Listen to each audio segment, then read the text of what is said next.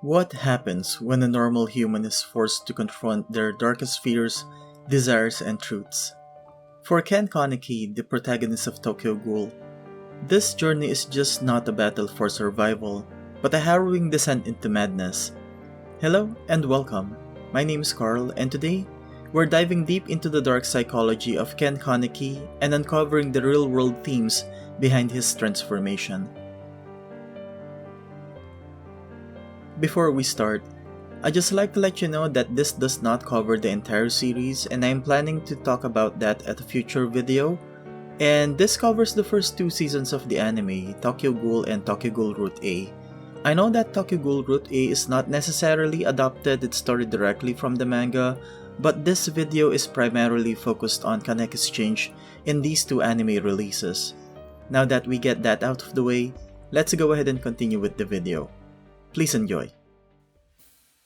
At first glance, Ken Kaneki is your everyday college student. Quiet, introverted, and a lover of books. He's a character many of us can relate to, but beneath his facade lies a fragile individual, scarred by loneliness and the fear of abandonment. Little does Kaneki know, his life is about to change forever. When Kaneki meets the charming and mysterious Rise, it seems like a dream come true.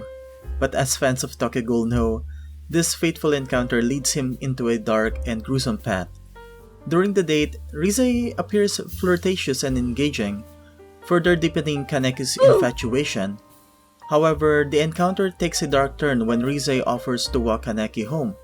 As they pass through a dimly lit alley, Rise reveals her true nature as a ghoul, a monster being that feeds on human flesh. Rise's demeanor shifts drastically from charming to predatory as she attacks Kaneki, intent on devouring him. She taunts him, savoring his fear and helplessness. Kaneki's terror is palpable as he struggles to escape, realizing the stark contrast between the alluring woman he admired and the ruthless predator she truly is.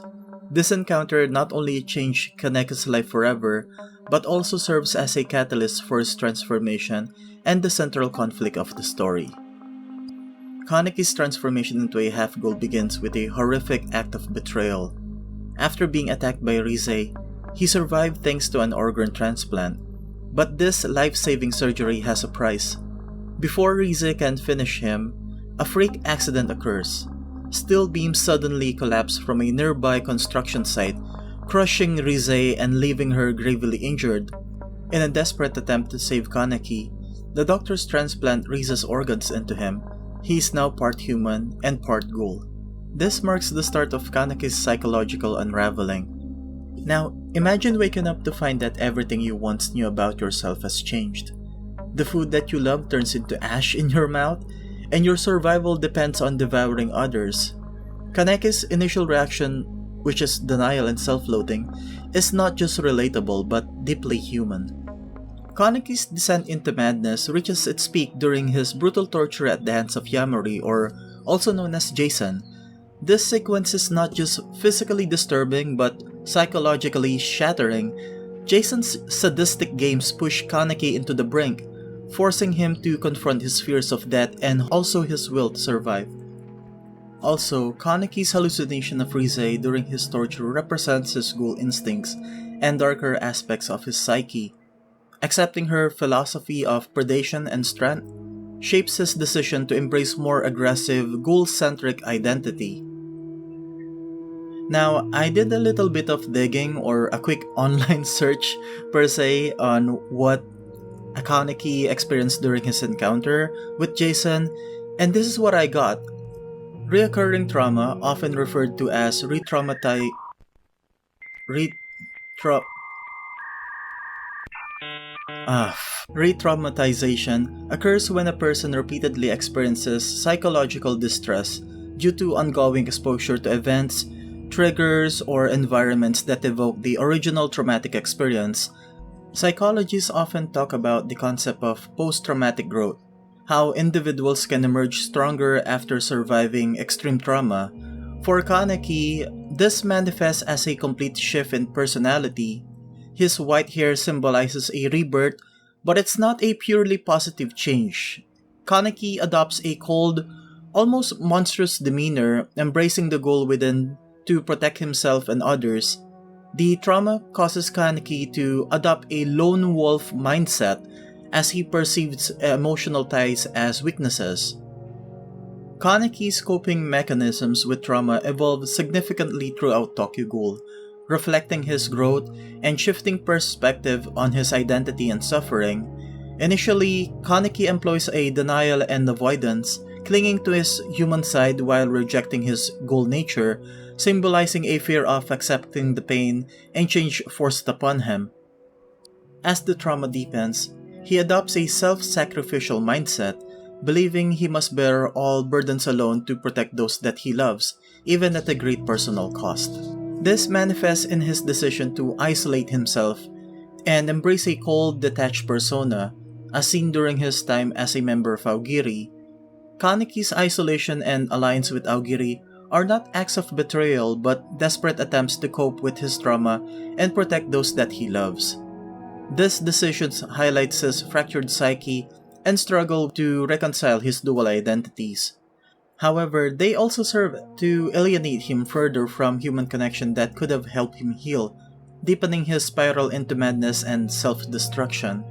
Nevertheless, over time, Kaneki learns the importance of vulnerability and connection, realizing that sharing his struggles with others strengthens rather than weakens him.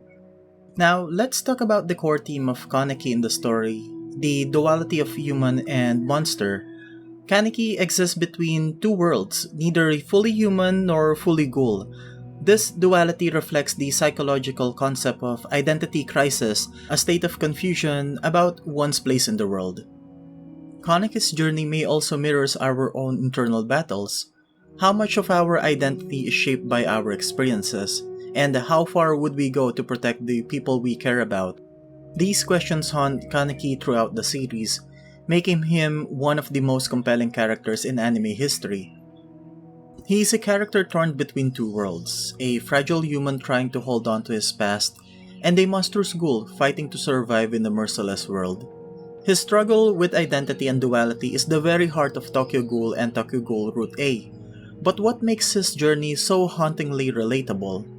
Well, Kaneki refuses to consume human flesh at the start of the series, clinging desperately to his humanity, but every moment of resistance pushes him closer to the brink of despair. He is both human and ghoul after all, yet he belongs to neither. And then at Anteiku, Kaneki tries to carve out a middle ground. He learns to survive as a ghoul while maintaining a moral principle of his human self. But this fragile balance cannot last. His refusal to embrace his ghoul identity makes him vulnerable to threats from both sides. And then Jason's torture is a turning point. He was stripped of his humanity and was forced to the edge of his sanity. Kaneki confronts his deepest fear, powerlessness. To survive, he breaks the chains both literally and figuratively that binds him, but in doing so, he sacrifices a part of himself. Kaneki is no longer the timid, bookish boy that we first met.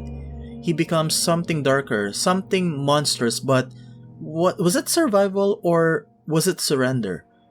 Because at his core, Kaneki still longs for connection and acceptance, yet his action pushed him further from the warmth of Anteiku and into the deeper, cold, brutal world of ghouls. This duality is both his strength and his curse. And lastly, I feel that all his encounters with Amon are all literal cries for help.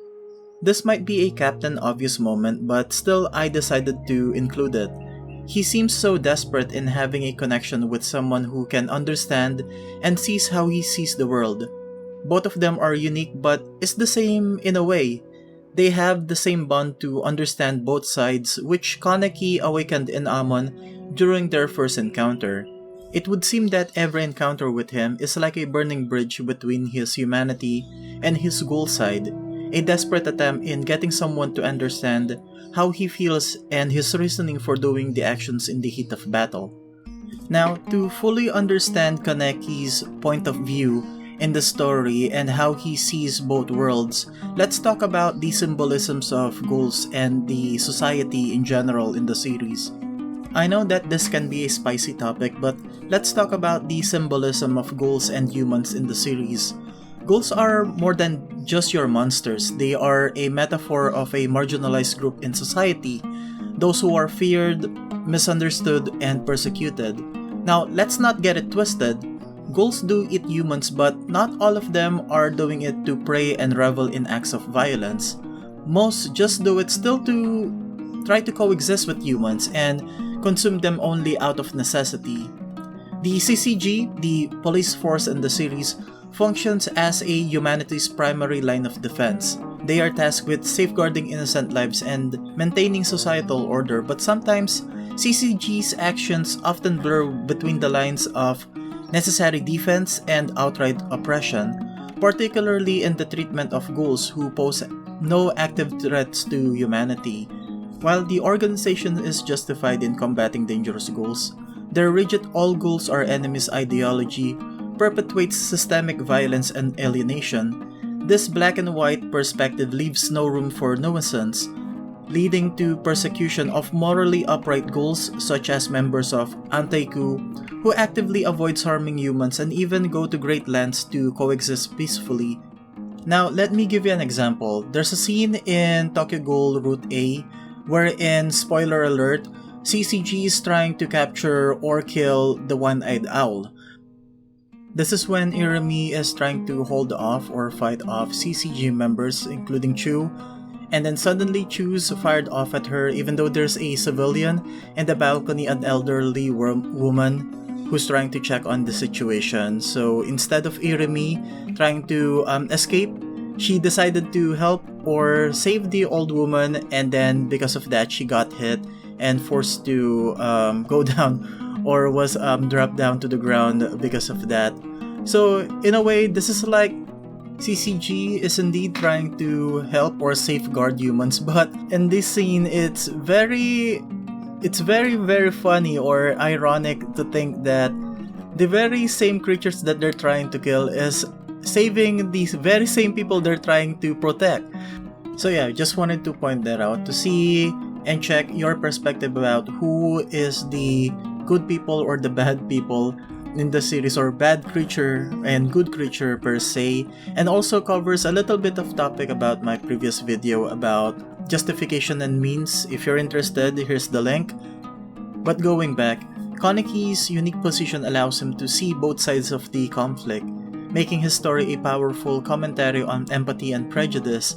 The dual existence of characters like him underscores the struggle of navigating two conflicting identities, akin to challenges faced by individuals straddling different cultural or social worlds. Through this lens, Tokyo Ghoul becomes a poignant exploration of the consequences of fear-driven prejudice and necessity of empathy and coexistence in overcoming societal divisions. In a world divided by fear, Kaneki's struggle to bridge the gap between humans and ghouls resonates deeply.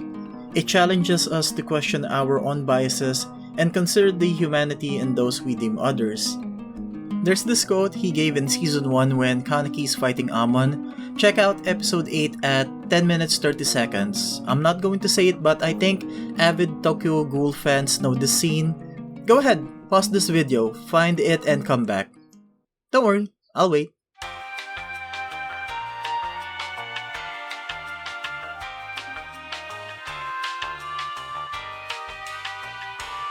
You didn't check it, did you? Fine. I'll tell you. Here's what he said. You are wrong. It is not the world that's messed up. It's those of us in it. Now, I find it so profoundly satisfying and powerful.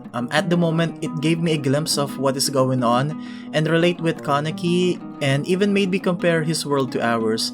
It made me ask why can't we just get along? I know the answer is not as simple as it is, but it makes you think why.